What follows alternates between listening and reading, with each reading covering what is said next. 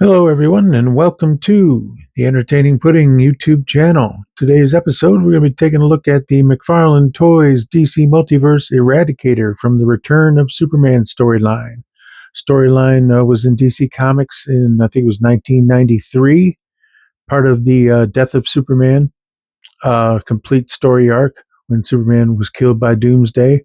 There were 4 Supermen that appeared in Metropolis after his death, and the Eradicator was one of them, claiming to be Superman himself, reincarnated, even though he was just the Eradicator is a Kryptonian artifact that I think was malfunctioning, came back, Fortress of Solitude, misinterpreted him, and turned him into this. And he went on, he was a little more brutal than Superman, of course. So people didn't believe. He had some of the memories of him, but I know Lois definitely didn't believe on it, that he was Superman. Of course, Lois would know.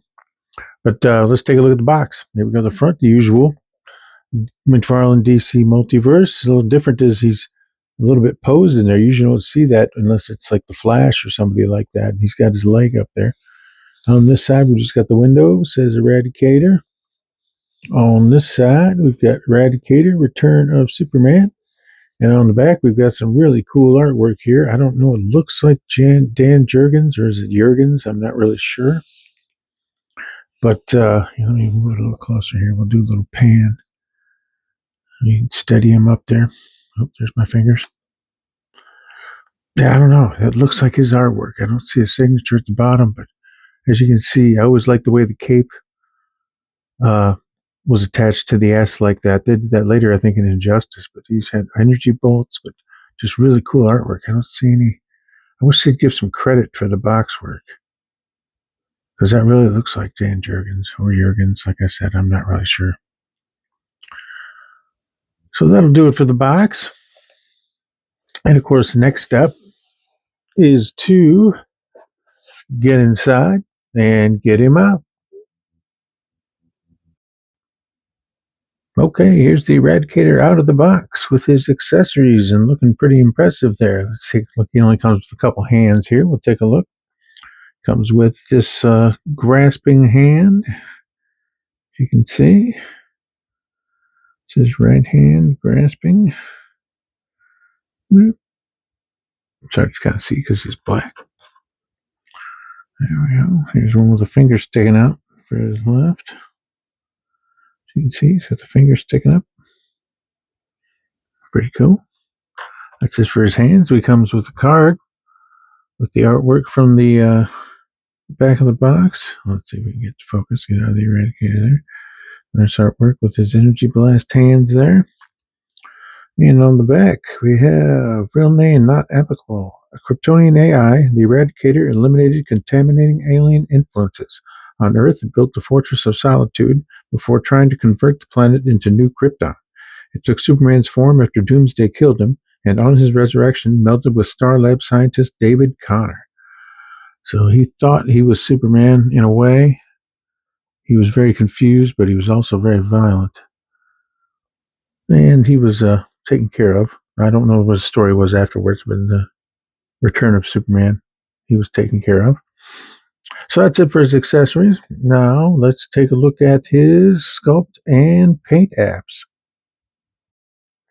Let's take a look at his sculpt here.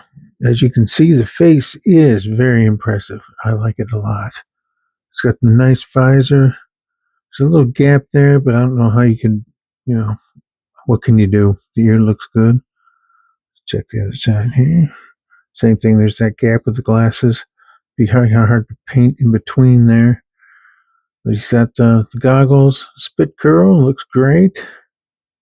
Let me balance him here. I'll take a look at his. The S is sculpted in, as you can see.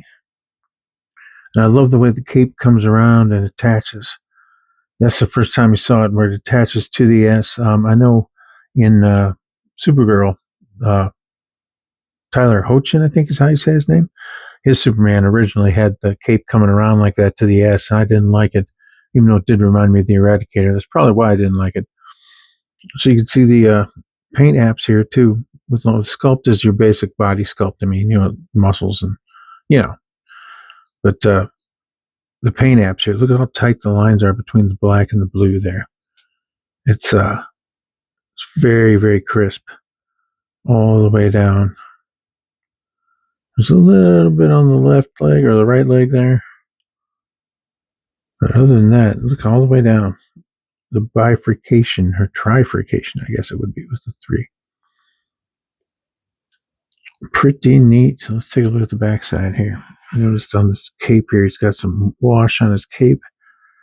Back of his head looks good. Sorry about my finger keep getting in there. I'm having some issues with that today. Cape's got some good wash on it. Now, I'm not usually a fan of plastic capes, but this one's pretty impressive. Look at all the detail on that. And of course, underneath the cape, which I'm not going to lift up, but it's still the black and blue continues. Let's see if I can move it just a little here. Yeah, it's a really it's a tough cape. Oh, it's all black. He's all black, except down to the legs, black and blue. Huh, I didn't realize that. I didn't lift up this heavy cape. It's like most of his weight is in that cape. So that's it for his sculpt and paint apps. He looks awesome. I'm really impressed with him. So what we got next? Articulation. Let's try that. Well, I might as well just do it while we're sitting here. I'm not even going to stop. Let's see his head here. Head can go 360. I don't know why you'd want to, but let's see. Goes up and down. Goes down about that far. Up, not at all. Just a little weird. You can't really get him with a forward flying pose, especially with this cape too. Let's see, arms. Oh, they both do the same thing. Spin, of course. It's got the biceps swivel right there. It's got the double jointed elbows, so he can put his fist up in anger. There we go. Let's check out. I got my fingers today. The waist. Let me get the stand off him here, make it a little easier. I'm going to warn you. This is a little story here. Let me do the waist first. Yeah, he doesn't do much on the waist. He bends back. Oh, yeah, he does. Yeah, he goes back pretty far. And forward. Not at all. All right. Spinning on the waist, of course. Torso spins. Waist spins just a teeny bit, so you can get some good range of motion with that. Now, legs. Here's where I'm a little worried. I'm just going to do this. His left leg. It goes all the way out. Comes back down. Double jointed knee. Of course, the usual toe. Now, I'm not going to do the other leg because when I took him out of the box, that leg was loose. It fell right off. I know that's a defect, but I got this off eBay, and I'm not going to go through the hassle of returning them when I'm just going to basically pose him, and it's staying on now. It's stayed on throughout this whole thing, as you can see. But if I try to do the articulation, moving on it, it would just fall right off. I haven't had that problem with McFarlane. His right hand has a little trouble too. It's really loose on there. As the fist falls off really easily. So on those quality control checks, it's all on his right side. It's like he had a stroke or something. But that does it for his articulation, paint, sculpt, and what's the other one? Paint and sculpt. Yep, that's it. So let's get him in some poses and see what he can do, even with a broken leg.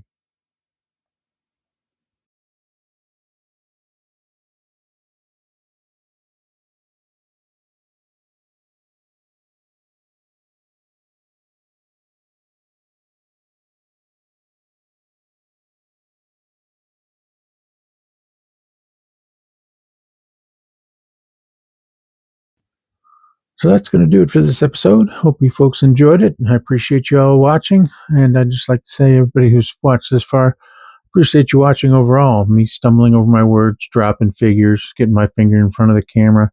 I'm not exactly a pro, but I do love these figures, and I love the collecting, and I enjoy making these videos. So hopefully you enjoy them and get something out of them. If you're looking to buy these figures, maybe me stumbling through and showing you all the cool stuff and the bad stuff, maybe that may help you make a decision, because these things aren't cheap. And if you're a collector, sometimes you got to make decisions on which ones, like I decided to get the mullet Superman instead of the black suited Superman. Same thing with the Eradicator. I was thinking about getting the black suited Superman, but I'm like, no, I want the black and blue. I want the Eradicator.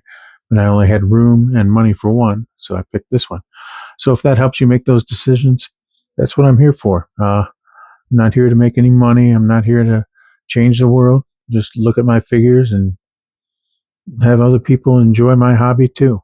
So that's my little soapbox rant there, and I appreciate it. And I'll see you in the next one.